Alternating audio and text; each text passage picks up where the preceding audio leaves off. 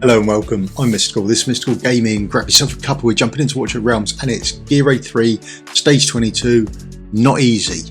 Not easy for me. So if your account's better than mine, then absolutely fantastic, you'll probably storm through it, but I didn't find it easy. But this is my run and how I've done it, and then we'll go over the champions and the gear at the start, because if you're not even close on that, then I would stick to 21 and not bother with 22 at all. I haven't even looked at 23. I'm not sure I could take the damage coming in, but we'll have a look at that as the run goes on. So when we go into the fight, this is the team I view. Okay, so there are a couple of champions in here that are... No, I don't think there's any must-have champions. There are some champions that are better than others. I don't think there are any must-haves. Okay, so although a Piercer Lord is probably a must-have, but you don't necessarily need either. I use him because I've got him, but feel free to use a different Piercer Lord. He doesn't do that much with regards to it. That's the gear that I've got on him. Artifact-wise, I went with that. Probably not the best choice, to be honest, but there we go. That's what he's in. That's either. My two main damage dealers are here. So she's my first sort of main damage dealer in the centre, because the map hasn't changed. Okay, so I'll gloss over a couple of things that you probably already know, like the map layout and that sort of thing. But the difference in the skills we will concentrate on as we go through the fight. So this is the gear I've got her in. I think she's fine with it. Now, this is the artifact I've gone with. It's sort of up to you whether you go with this or you go with the Spirit Siphon. If you think you're going to be concentrating more on the boss than the ads, or swapping over. So sort of bear in mind which artifact you want to go with. And then my other sort of main damage dealer is of course Silas as well. So that's the gear Silas is in. That's his stats there. It's a straight Silas build, and his artifact I've got leveled all the way up. Okay, so that's my Silas build. Next we've got Nyx. Now I think Nyx can be replaced by either Razak or Kite, depending on who you've got and at what sort of level you've got them. So I don't think there's a difference in them. The only thing is I do have in the Chalice to actually gain some health back.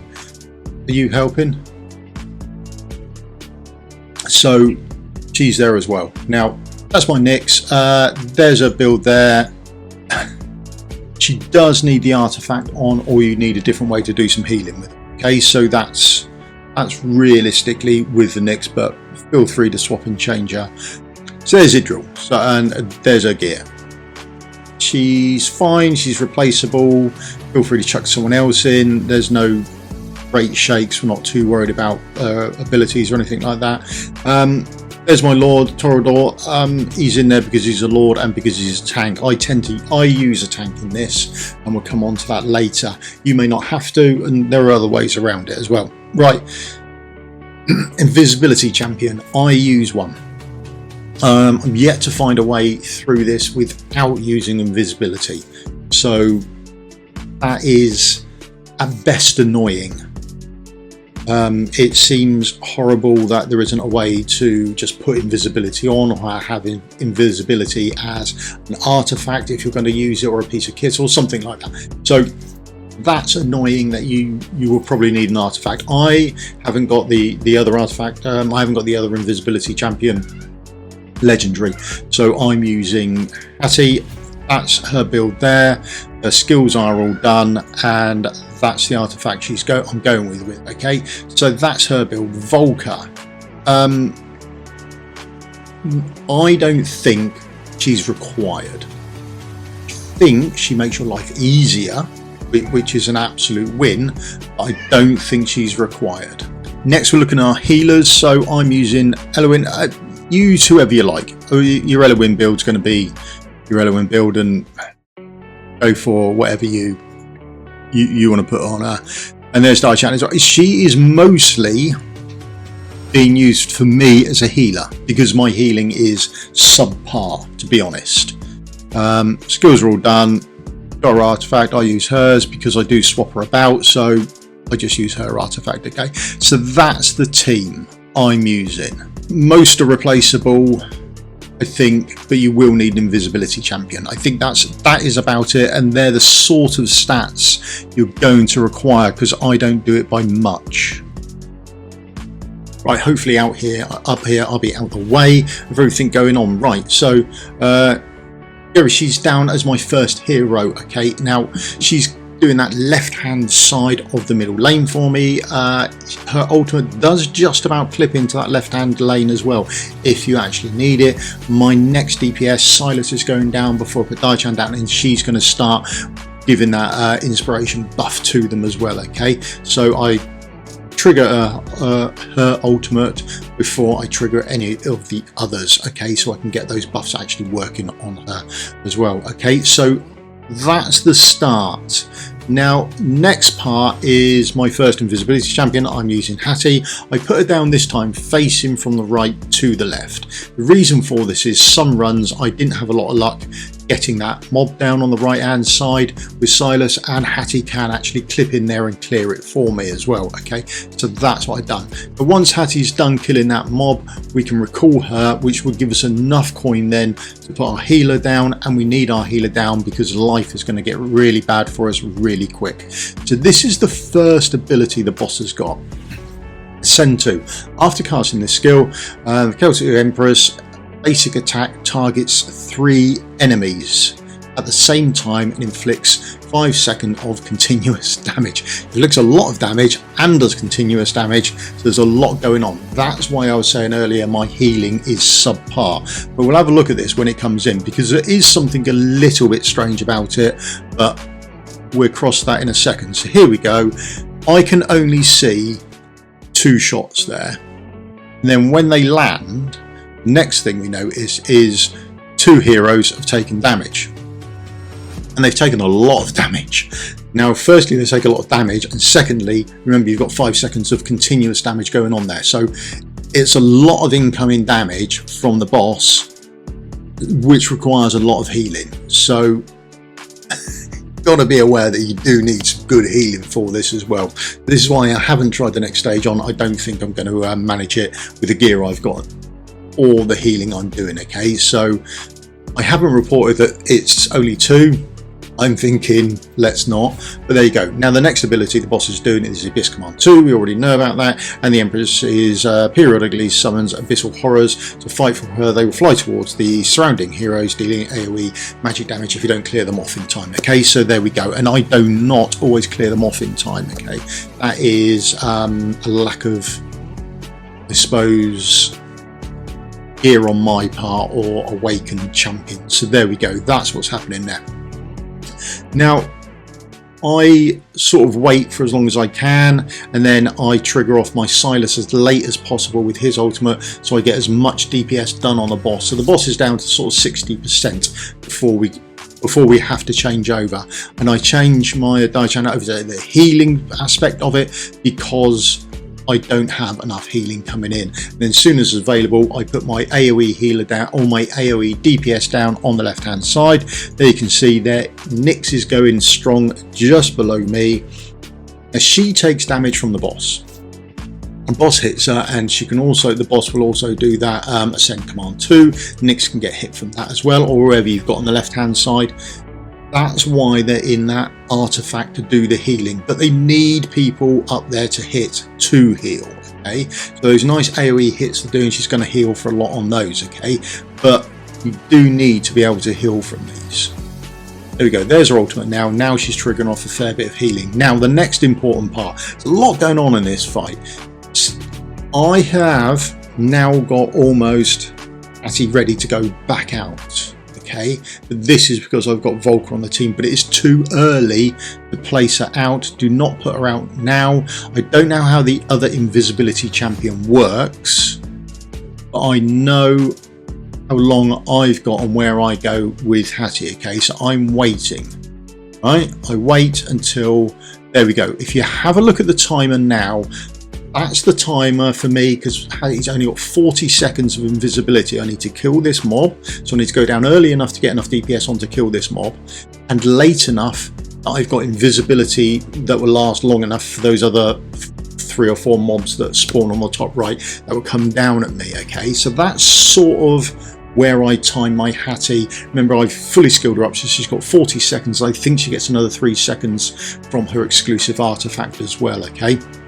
But that's when I put her down. If I place her down too early, you'll either get hit by the boss, she'll come out of invisibility, or those mobs coming down would kill her off anyway.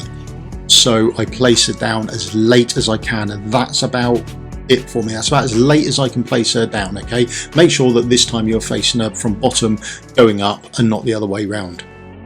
Now, I don't get all of this mob done. I don't kill him completely.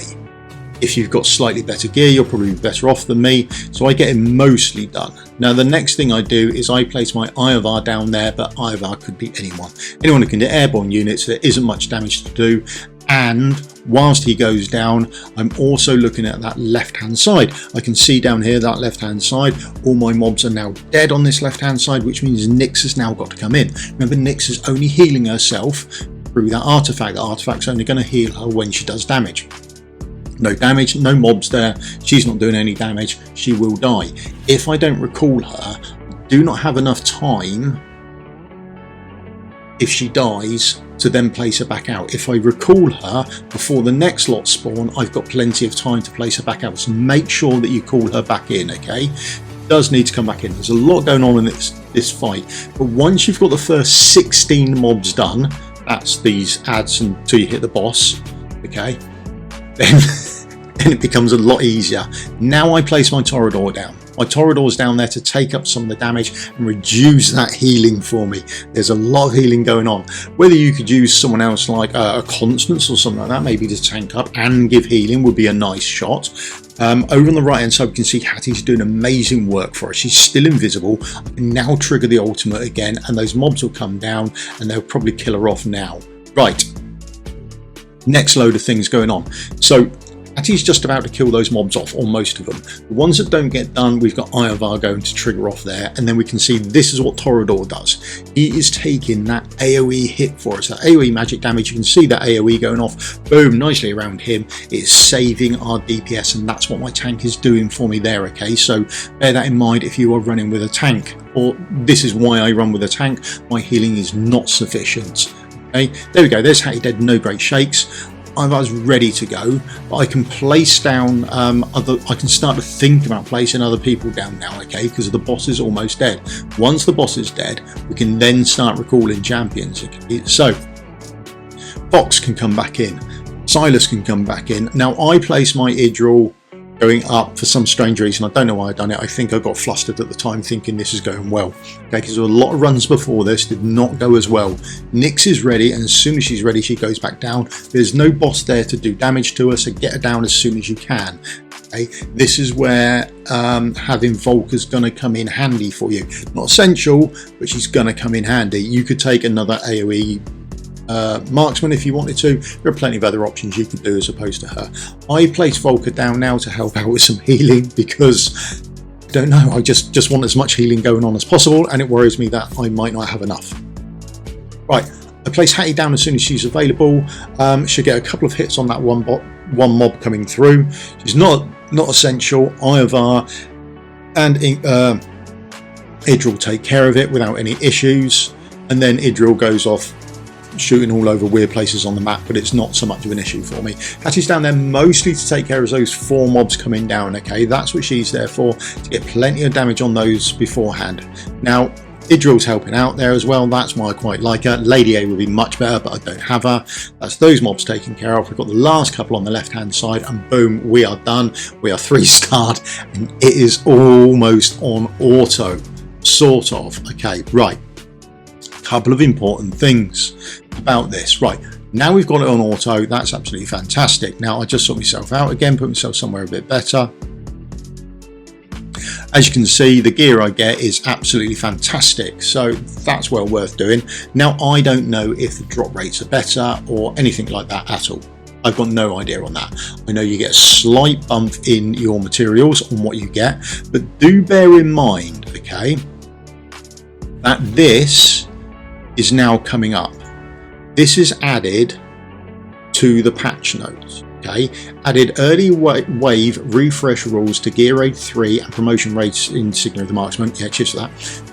When the monsters in the current wave are eliminated, the next wave will spawn early, reducing battle duration. Now that's fantastic when we're on farm and we want to get through it as quickly as possible. It is a nightmare if you've just done this and then you go back into an auto fight. So bear this in mind. Once you 3-starred it and you're on auto, go back into 22 there, put your pod on, and then rerun it while it's all still fresh in your mind. Don't leave it until later because you're going to have issues, okay? Or you might have issues. Do it now while it's fresh in your mind, and then you can have it on farm, because this can easily mess up what you've just done because everything's not happening as it did. So go back in there while it's fresh in your mind and rerun it, okay? Other than that, I think we're good.